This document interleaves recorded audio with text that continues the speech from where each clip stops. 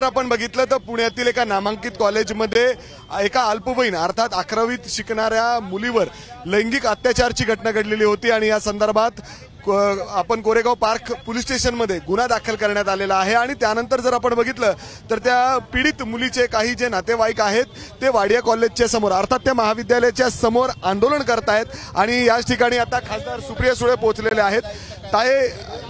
ताई तुम्ही सातत्याने आंदोलन करतायत, तुम्ही इथं भेट देताय, ज्या पद्धतीने पुण्यामध्ये या घटना वाढतायत निषेधार्ह आहे, तुम्ही भी इथं आंदोलनामध्ये पोहोचलाय।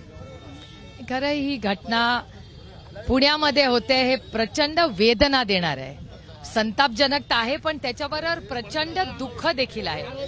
त्याचं कारण असं की पुणे हे शिक्षणाचं माहेरघर आहे आणि पुण्यामध्ये मी स्वतः अनेक वर्ष बारामतीच्या मायबाप जनतेच्यामुळे मला एक खासदार व्हायची संधी मिळाली आणि खासदार असताना संपूर्ण देशामधून लोक अनेक खासदार त्यांच्या कुटुंब मित्र हे पुण्याला मुलं शिक्षणाला पाठवतात। याचं कारण त्यांना असं वाटतं पुणे हे अतिशय सुरक्षित आहे, इथे ड्रग्ज नाही, इथे महिलांची नेहमी मान सन्मान होतो, सुरक्षित असतात, म्हणून देशातून लोक त्यांच्या मुला आणि मुलींना पुण्याला शिक्षणातून पाठवतात। अनेक चांगल्या संस्था महाराष्ट्रात उघडलेल्या आहेत, पुण्यात उघडल्या आहेत, त्याच्यामुळे परदेशातूनही मुलं आणि मुली आज पुण्याला शिकायला येतात। पुण्याची इकॉनॉमी ही किती चांगली होते, इथे इंडस्ट्री आहे, इथे शेती आहे, इथे आरोग्य सेवा चांगल्या आहेत आणि शिक्षण चांगलं आहे, म्हणजे खूप चांगलं शहर म्हणून पुण्याकडे। ताई पण जर बघितलं तर ग्रामीण भागातून एवढ्या मोठ्या प्रमाणात लोक इथे शिकायला येतात आणि अशी घटना घडते। आता तुम्ही दखल घेण्यासाठी आलात, काही बोलणार आहात तिथं, काही प्रशासनाशी बोलणार आहात, त्यांच्याशी बोलणार? आम्ही प्रशासनाला विनंतीही केलेली आहे आणि महाराष्ट्राच्या सरकारला की एक तर ही घटना इतके दिवस उघडची आलीच नाही। अटक जेव्हा राष्ट्रवादी काँग्रेस आणि काँग्रेसचे महाविकास आघाडीचे नेते त्यांच्या कानावर ही घटना आली आणि मी माननीय मीडिया आणि वर्तमानपत्रातल्या सगळ्या तुमच्यासारख्या जबाबदार संवेदनशील मीडियावाल्यांचे मनपूर्वक आभार मानते की तुम्हीही हा विषय लावून धरला आणि आम्ही ह्याचा फॉलोअप करणार आहोत।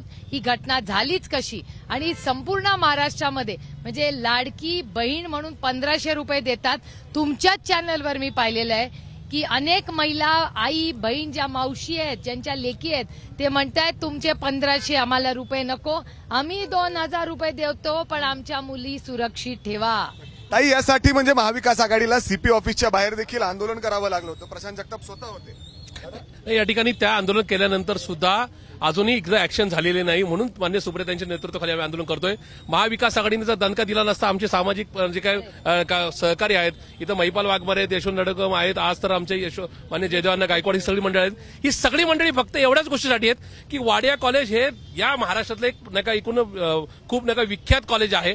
या कॉलेजच्या मॅनेजमेंटनी एका 17 वर्षाच्या मुलीला या संदर्भामध्ये एलसी देण्याची तयारी दाखवली, पण त्या ठिकाणी समोरच्या गुन्हेगारांना वाचवण्याची या ठिकाणी जी काय त्याची भूमिका आहे ही निश्चित गुन्हेगारांना आणि महाराष्ट्रातील लोकांना मान खाली घाला। यामध्ये गुन्हा दाखल झालेला आहे, 4 आरोपी सध्या त्यांच्या अटकेत सुद्धा आहे। आता तुम्ही काय मागणी करताय प्रशासनाकडून? आमची मागणी आहे की अशा कुठल्याही कॉलेजमध्ये म्हणजे आता वाडिया कॉलेजसाठी आपण गायकवाड साहेब आणि आम्ही सगळे इथे आलोय, ही घटना पुण्यात आहे, सायमल्टेनियसली मुंबईमध्ये अशी घटना झालेली आहे। मुंबईमधल्या हॉस्पिटल्समध्ये ज्या मुली राज्यातून शिकण्यासाठी येतात, डॉक्टर होऊ पाहतात, त्यांच्यावर अत्याचार होत आहेत, तिथल्या डॉक्टरांवर ऍक्शन घेतलेली नाही अशी सातत्याने गोष्ट कानावर येते।